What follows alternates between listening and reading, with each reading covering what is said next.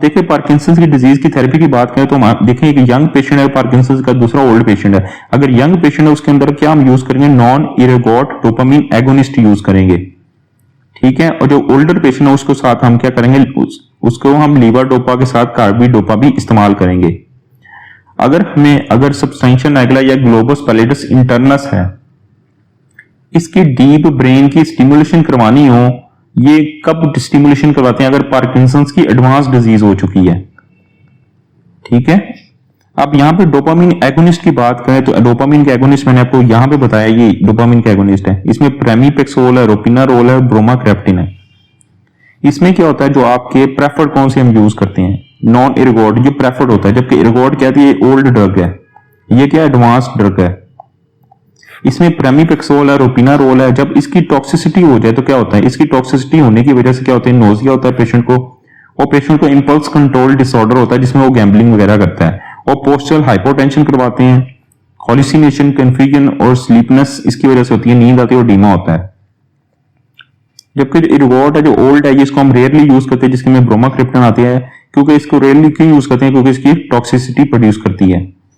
इस तरह जो डोपामिन की अवेलेबिलिटी को ड्रग्स कौन सी यहाँ पे इंक्रीज कर रही थी, आपकी जो एंटीवायरल एमेंटाडीन है, ये बेसिकली यहाँ पे अवेलेबिलिटी को इंक्रीज करती है। दूसरी डोपामिन की अपटेक हो रही होती है बैक साइड पे, उसको वहां से रोक देती है ताकि ज्यादा से ज्यादा यहाँ पे अवेलेबल हो। एमेंटाडीन बेसिकली उसने बोला है कि क्या करती है, आपके डोपामिन को रिलीज को इंक्रीज करती है और दोबारा डोपामिन के अपटेक को डिक्रीज करती है। और मेनली हम इसको कैसे यूज करते हैं, मेनली इसको यूज करते हैं लीवाडोपा के, आपको जो लीवाडोपा जो डिस्काइनेजिया प्रोड्यूस करती है उसको रिड्यूस करने के लिए एमेंटाडीन को यूज करते हैं। जब इसकी टॉक्सिसिटी हो जाए तो क्या होगा, पेरिफेरल एडिमा करवा देता है, और लिवेडो रेटिकुलरिस और अटैक्सिया, अटैक्सिया मतलब क्या होता है, इनकोऑर्डिनेशन हो जाता है, इनकोऑर्डिनेशन बॉडी का।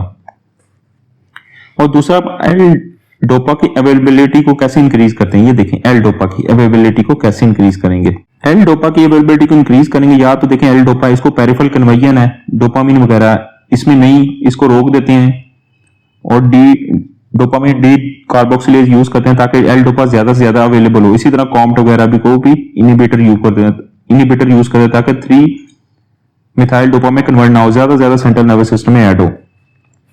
इसके लिए हम लीवाडोपा यूज करते हैं। तो उसने बोला एल डोपा की अवेलेबिलिटी कैसे इंक्रीज होगी, क्योंकि हमने क्या करना है, जो आपके ये आपके प्री है, basically pre blood brain barrier, इसमें क्या होता है, हमने peripheral pre blood brain barrier के अंदर एल डोपा की डिग्रेडेशन को क्या करना होता है, रोकना होता है।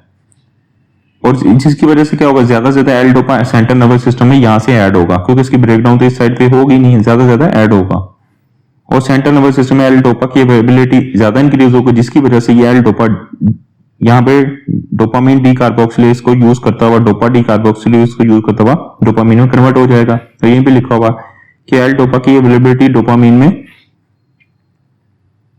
एल डोपा का अवेलेबल ज्यादा से ज्यादा होगा, जिसकी वजह डोपामिन प्रोड्यूस होगी। जो लीवाडोपा है उसको साथ हमेशा लीवाडोपा के साथ हमने कार्बिडोपा यूज करना, कार्बिडोपा यूज करना होता है। क्यों कार्बिडोपा यूज करना, ताकि जो एल डोपा है वो पेरिफेरी में कन्वर्ट डोपामिन में कम हो सके। और दूसरा उसने बोला कार्डिडोपा, उसने कहता है पेरिफेरल ब्लॉक कन्वर्जन ब्लॉक कर रहा है एल डोपा की यहाँ पे डोपामिन में। आपको बता चुका हूं मैं कैसे कन्वर्जन को रोकता है, क्योंकि ये आपके डीडीसी है, यानी आपके डोपा डी कार्बोक्सिलेज एंजाइम है, उसको इनहिबिट कर देता है। जब ये इनहिबिट होगा तो क्या होगा, डोपामिन में कन्वर्ट नहीं होगा। और इसके अलावा ये रिड्यूस एडवर्स इफेक्ट्स करता है पेरिफेरल एल डोपा की कन्वर्जन के डोपामिन में, क्योंकि डोपामिन है वो एल डोपा वो डोपामिन में कन्वर्ट नहीं होगा, जिसकी वजह से डोपामिन के जो साइड इफेक्ट्स होते हैं जैसे टैकीकार्डिया वो प्रोड्यूस नहीं होगा। उसके बाद नोजिया वॉमिटिंग उसको भी ये रिड्यूस करता है। दूसरा उसने बोला था एंटाकोपोन और टोलकेपोन। बेसिकली जो एंटाकोपोन है, टोलकेपोन, ये क्या कहते हैं, ये आपके जो नॉर्मली जो आपकी डोपा है, ये वाली डोपा ये कॉम्ट के जरिए एंजाइम को यूज करते हुए 3 मिथाइल डोपा में कन्वर्ट होती है।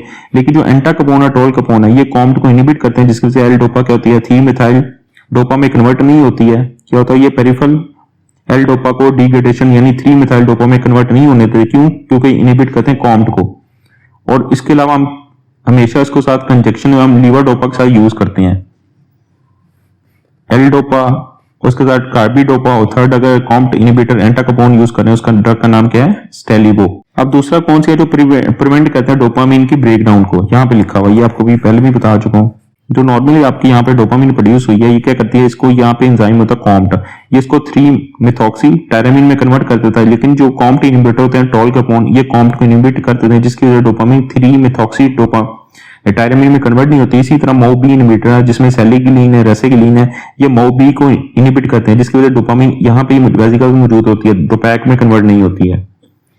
इसी तरह उसने बोला कि कहाँ पे एक्ट करते हैं, ये बेसिकली आपके पोस्ट ब्लड ब्रेन बैरियर है, ये centrally post blood brain barrier पे एक्ट करते हैं और ब्रेक डाउन डोपामिन की इनहिबिट करवाते हैं। कैसे? सेलिगिन और रेसिगिलीन है, ये बेसिकली क्या है, ये आपकी डोपामिन की डोपैक में कन्वर्जन को सिलेक्टिवली इनहिबिट करते हैं, MAO-B को इनहिबिट करके।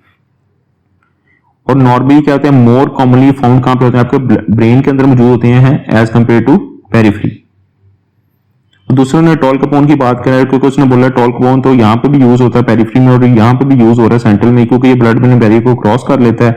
और जब ये ब्लड ब्रेन बैरियर को क्रॉस करता है तो डोपामिन की 3-मेथॉक्सी-3-MT में कन्वर्जन को रोक देता है, 3-मेथॉक्सी-टायरोमिन। तो उसने बोला कि कन्वर्जन को डोपामिन के 3-मेथॉक्सी-टायरोमिन में रोक देता है in the brain by inhibiting the central Comte, ये सेंट्रल कॉम्ट को इनहिबिट करके। और दूसरी उसने कर्ब एक्सेस कोलिनर्जिक एक्टिविटीज की बात की है। इसके अंदर कौन सी ड्रग्स आपकी इस्तेमाल हो रही हैं? इसके अंदर आपकी कर्ब एक्सेस कोलिनर्जिक एक्टिविटी में आपकी बेंजोट्रोपिन है, ट्राईहेक्सीफेनिडोडाइल है। ये बेसिकली क्या होती है, ये आपकी एंटी मस्कुरिनिक होती हैं। ये क्या करती हैं, आपके ट्रेमर जो पार्किंसन में ट्रेमर हो रहे होते हैं और कॉग्विल रिजिडिटी हो रही होती है, ये ट्रेमर्स को इंप्रूव करते हैं और कॉग्विल रिजिडिटी को। लेकिन जो ब्रेडिकाइनेजिया हो रहा होता है पार्किंसन में, उसको वहां पे इनका बहुत लिटिल इफेक्ट, छोटा सा इफेक्ट होता है। ये बेसिकली यहाँ पे लिखा हुआ है, नमूनिक है, लेकिन मैंने आपको पार्किंसन डिटेल में बताया हुआ है।